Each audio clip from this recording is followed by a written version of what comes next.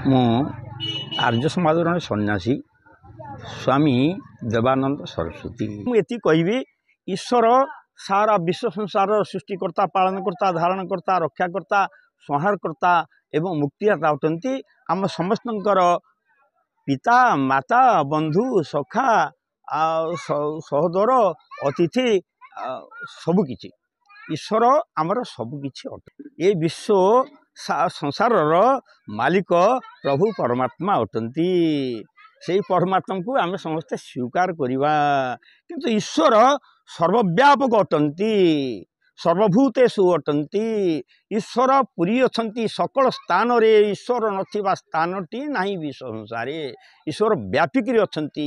शास्त्र प्रमाण करिसंती सकल घट देवालय विराजी छंती दयामय दयासागर नरहरि सकल घटे छंती पुरी। ईश्वर सर्वव्यापक सबुठारे अछंती सबुरी भितरे बाहरे बहि अंतश्च भूतानम अचरम चरमे वच सूक्ष्मता तत्विज्ञेयो दूरस्तु शांति के आम अंतर भितरे ईश्वर अछंती। ईश्वर जेते जीव सब सृष्टि करिसंती सब जीव ठारू आमर ये मानव शरीर सबुठारू श्रेष्ठ सर्व शरीर मध्यसार दुर्लभ नर कलेवर सुर्लभ नाभ रूप घटे बंधन भव सिंधु दटे। यही शरीर रे आम ईश्वर परमात्मा को साक्षात करी दर्शन करी मुक्ति लाभ करवा। ये जो शरीर मिली ये हूँ सबुठारू श्रेष्ठ शरीर ये हूँ ईश्वर असली मंदिर। ए मंदिर आकाश रे उड़ुची पर्वत रे चढ़ुची समुद्र रे बुड़ुची चालुची बुलुची बसुची खाऊची आमे जेते सब मंदिर आमे करिजे ये सब नकली मंदिर। ये मंदिर पूर्व को मुह ता उत्तर को कि पश्चिम को हो पार ना। ये जो ईश्वर चलती मंदिर ये मंदिर बोले सबकि अति असंभव को संभव कर जीवन एक क्षण पी न पूर्ण कोटि स्वर्ण भी सचे निरर्थक नित्य कानुहानि तत्तिक। ईश्वर सूर्य को सृष्टि कले सूर्यंकर जो आलोक जो तेज ये सबू ईश्वर अटे। सूर्यंकर जो दक्षता बोली आम सब स्वीकार कर सूर्य जड़ अटंती ईश्वर चेतन अटंती सबु शक्ति ईश्वर अटे। ठीक से पवन को सृष्टि कर पवन जहाँ कि शक्ति पवन जड़ अटे सबु शक्ति सामर्थ्य सबकि ईश्वर अटे। जलर जो शक्ति सामर्थ्य अग्निर जो शक्ति सामर्थ्य सबू ईश्वर अटे। ये विश्व संसार में जिते जहाँ सबू आम देखुचे जहाँ शुणुचे जहाँ बुझुचे आउ जहाँ स्पर्श करुचे जहाँ गंध बारुचे जो खाद्य सब खाऊचे ये सबू ईश्वर सृष्ट ईश्वर व्यतीत द्वितीय शक्ति नहीं।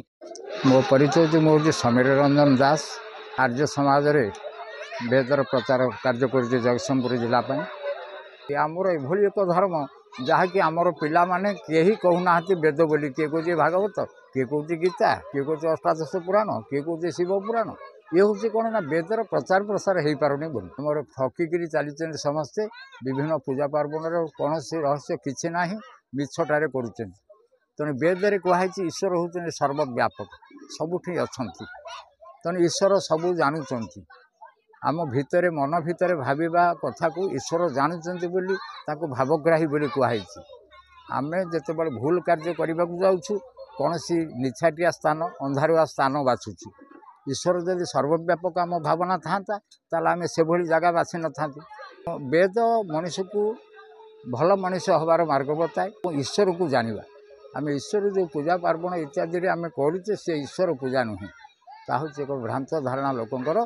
मूर्ति पूजार विधान नहीं प्रतिमा पूजार नहीं प्रतिभार पूजा अच्छी तेणु प्रतिभा को आराधना करने वेद कही क्या ईश्वर जे सर्वव्यापक तांकर प्रतिमा हो पार ना बोले नचस्य प्रतिमा अस्ति अस्य नाम बहुत जस वेद कहले से प्रभुंर प्रतिमा ना तेणु तांकर नाम को आम जदि चिंतन करवा ताले आम महत जस को प्राप्त हवा एक कथा वेद कहूँ।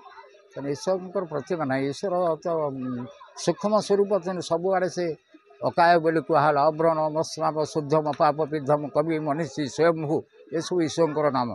ईश्वर जन्म नियंती ना वेद कहले अवतार ग्रहण करते ना अवतार कौन जो जगार फाँका थी सीना आसवे ईश्वर तो पूर्ण सबुठार अच्छी ईश्वर तो सब जगार पूर्ण सी आसवे कौटिकी जीवे कौटिकी से अवतार वेद स्वीकार करे ना वेदरे अवतार बाद ना ईश्वर अवतार नियंती आम एक अवतार नुह कि जी अवतार न कला सी अवतार तेणु ईश्वर अवतार ना अवतार हेले मनीष संकीर्ण बा छोट हो मु एठी अच्छी मो घरे खोजिले पाइबे ना ईश्वर एठी सेठी सर्वत्र से परिव्याप्त तेणु ईश्वर अवतार नियंती ना तेणु वेद को जानिले आम भ्रांति पड़ा ना जो भूल मार्ग चलुचु तेणु ताकू ये श्रुति निषेध गीतार कहले ए घटे जगन्नाथ अच्छी मिछरे प्रतिमा पूजुची।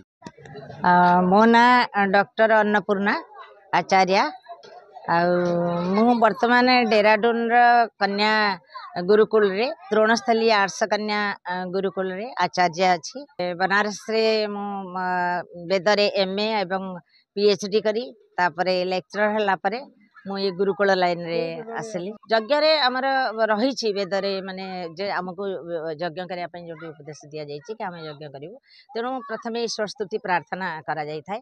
ओम विश्वानि देव सवितर दुरितानि पराशुभ यद्भद्रं तन्नाशुभ ओम हिरण्यगर्भः समवर्तताग्रे भूतस्य जातः पतिरेक आसीत् सदाधार पृथिवीं द्यामुते मां कस्मै देवाय हविषा विधेम।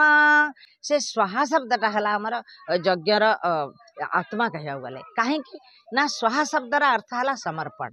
आमे किछि संसार को नहीं के आसी नथिले ना किछि नहीं करी जीवा आमे बंद मुठी आसी संसार रू खाली हाथ जीवा ये यज्ञ हमको शिक्षा दउची जे तुमे तुम जीवन रे किछि आनी नथिल और किछि नहीं करी जीवन नहीं जहाँ भी सब मिलची सब से ईश्वर हमको प्राप्त होईची और यही परी भावना आम जदि रखि परिबा ताले आमे समस्तंकर उपकार करि परिबा आम भितरे लोभ लालच एवं पाप बिल्कुल भी आसीबो नहीं। यज्ञ द्वारा समाजर बहुत बड़ा मंगल होची काहे कि ना समाज यज्ञ केवल गोटे कर्मकांड नुह यज्ञ गोटे बहुत बड़ा विज्ञान।